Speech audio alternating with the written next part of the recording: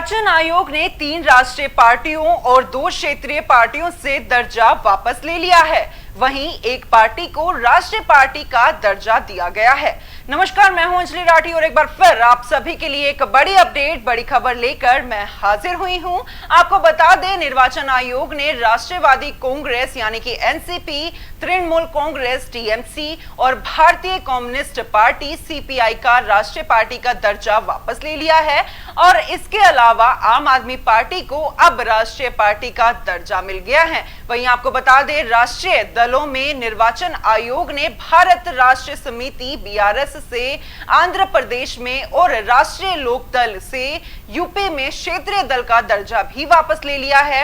अरविंद केजरीवाल की आम आदमी पार्टी को यह दर्जा मिलने पर पार्टी नेताओं ने खुशी और शुभकामनाओं के ट्वीट किए। केजरीवाल ने ट्वीट कर कहा कि इतने कम समय में राष्ट्रीय पार्टी ये किसी चमत्कार से कम नहीं। सबको बहुत बहुत बधाई। देश में करोड़ों लोगों ने हमें यहाँ तक पहुंचाया है। लोगों को हमसे बहुत उम्मीदें हैं। आज लोगों ने हमें बहुत बड़ी जिम्मेदारी दी है। आगे उन्होंने लिखा कि हे प्रभु, हमें आशीर्वाद दो कि हम ये जिम्मेदारी अच्छे से पूरी करें।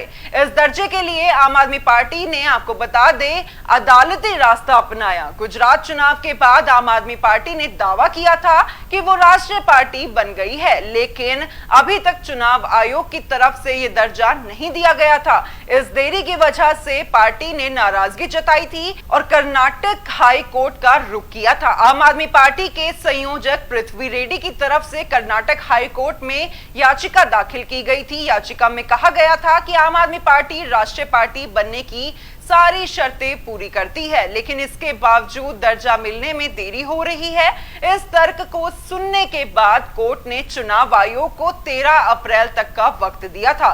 कर्नाटक हाई कोर्ट ने चुनाव आयोग से कहा भी था कि 13 अप्रैल तक यह फैसला कर दिया जाए कि आम आदमी पार्टी राष्ट्रीय पार्टी बनती है या फिर नहीं। आपको बता दें कि चुनाव आयोग ही मान्यता प्राप्त राष्ट्रीय और राज्य राजनीतिक दलों के स्टेटस की समीक्षा करता है, जो सिंबल ऑर्डर 1968 के तहत एक सतत प्रक्रिया है।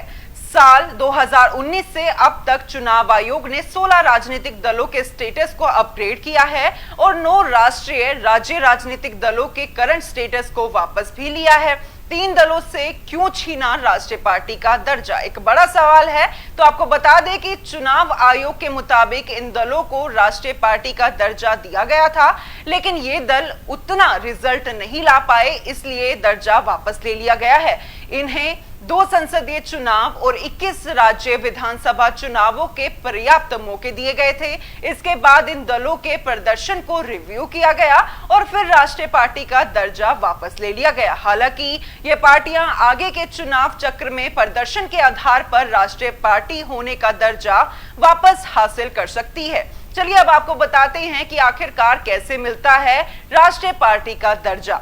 चुनाव आयोग के नियम के मुताबिक किसी भी पार्टी को राष्ट्रीय पार्टी का दर्जा हासिल करने के लिए कुछ प्रमुख शर्तों को पूरा करना होता है। अगर कोई भी पार्टी उन शर्तों को पूरा करती है तो इलेक्शन कमीशन यानी ईसी उसे राष्ट्रीय पार्टी का दर्जा देते हैं। तो बता दें, सबसे पहले अगर किसी दल को 4 राज्यों में क्षेत्रीय दल का दर्जा प्राप्त है तो उसे राष्ट्रीय पार्टी का दर्जा मिल जाता है। अगर कोई दल 3 राज्यों को मिलाकर लोकसभा की 3% सीटें जीतता है तो उसे राष्ट्रीय पार्टी का दर्जा मिल जाता है। वहीं तीसरा पॉइंट ये है कि अगर कोई पार्टी 4 लोकसभा सीटों के अलावा लोकसभा चुनाव या विधानसभा चुनाव में 4 राज्यों में 6% वोट हासिल करती है तो उसे राष्ट्रीय पार्टी माना जाता है।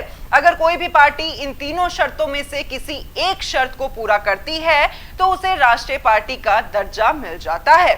चलिए अब आपको बताते हैं कि आखिरकार क्या कुछ फायदे हैं राष्ट्रीय पार्टी होने के। राष्ट्रीय पार्टी को विशिष्ट चुनाव चिन्ह का आवंटन किया जाता है। राष्ट्रीय पार्टी के चुनाव चिन्ह को पूरे देश में किसी अन्य पार्टी के द्वारा प्रयोग में नहीं लाया जा सकता है।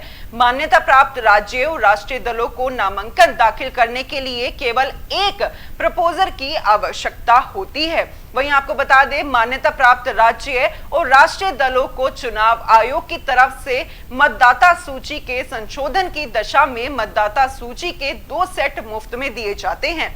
साथ ही इन पार्टियों से चुनाव लड़ने वाले उम्मीदवारों को आम चुनावों के दौरान मतदाता सूची की एक प्रति मुफ्त मिलती है। इतना ही नहीं, इन दलों को अपने पार्टी कार्यालय स्थापित करने के लिए सरकार से भूमि या भवन भी प्राप्त होते हैं और राज्य और राष्ट्रीय दल चुनाव प्रचार के दौरान 40 स्टार प्रचारक तक रख सकते हैं ये पार्टी। जबकि आपको बता दें कि अन्य पार्टियां 20 स्टार प्रचारकों को रख सकती है। स्टार प्रचारकों का यात्रा खर्च उनकी पार्टी के उम्मीदवारों के चुनाव खर्च के हिसाब में नहीं जोड़ा जाता है। वहीं अगला फायदा ये है कि चुनाव के कुछ समय पहले उन्हें राष्ट्रीय और राज्य स्तर पर टेलीविजन और रेडियो प्रसारण की अनुमति देना, ताकि वे अपनी बात ज्यादा से ज्यादा लोगों तक पहुंचा सके।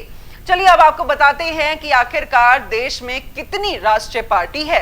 भारतीय जनता पार्टी, अगली है भारतीय राष्ट्रीय कांग्रेस, अगला है बहुजन समाज पार्टी, भारतीय कम्युनिस्ट पार्टी भी राष्ट्रीय पार्टी है, नेशनल पीपल्स पार्टी, और वहीं अब दर्जा मिला है आम आदमी पार्टी को राष्ट्रीय पार्टी का। तो कैसी लगी आपको ये खबर, आप नीचे कमेंट बॉक्स में लिखकर हम तक जरूर पहुंचा सकते हैं। आगे भी देश और दुनिया से जुड़े हुए हर छोटे से बड़े मुद्दे हम आप सभी के लिए ऐसे ही लेकर आते रहेंगे। धन्यवाद।